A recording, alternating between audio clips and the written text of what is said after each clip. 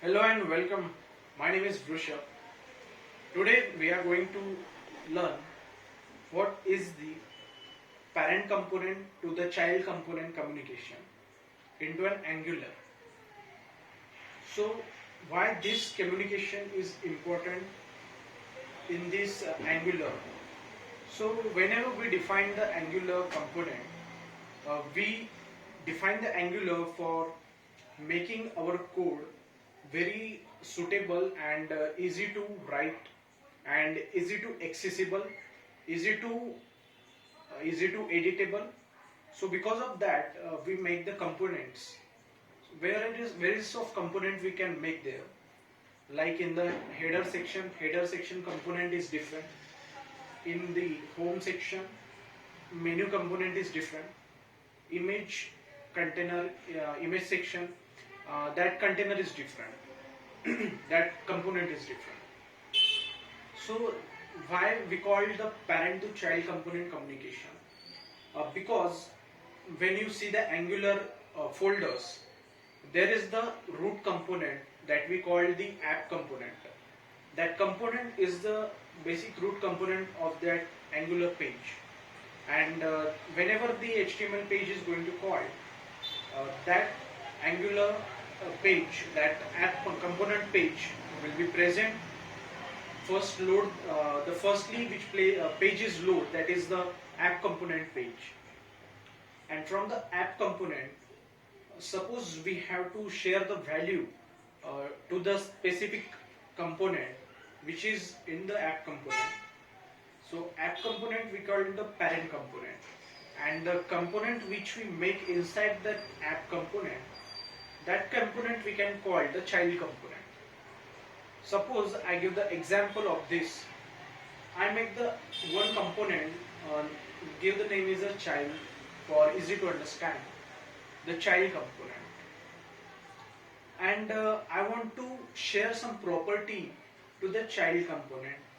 So what I can do here, in the app.component.ts file, I mention one variable. First we transfer one variable in the form of string, one transfer the name to the child component here. So I define one variable in app component, give the name it like hello, and that variable in the app.component.html, that HTML page I write the code inside the div. I write like I here use the property binding firstly. So property binding, how it work here, I write that variable name. In the property I write the variable name which I have to share that value in the property binding, and what the variable name we define into the Angular TS file, that variable I will share into that property. So that will goes to share that information towards the page of the child component. And why, how it can be, because we write the code into the child component selector. Okay, firstly we use that property binding into the child selector.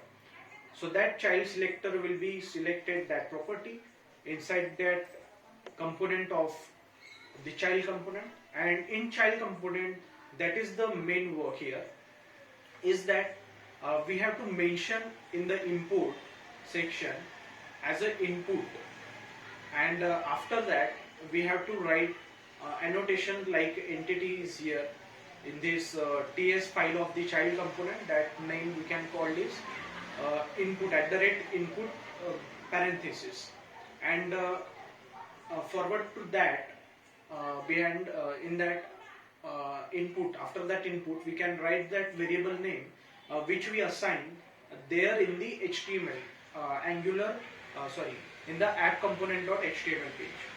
So that property variable name we define here, and normal operation we get the value from that app component parent, and that variable will be contain the name which we pass from the parent, and we have to print that variable name, right? So we, for printing purpose, we print that code into the app component.html. So for printing, we just normally use the interpolation. So interpolation. So first from we see the flow how it work now.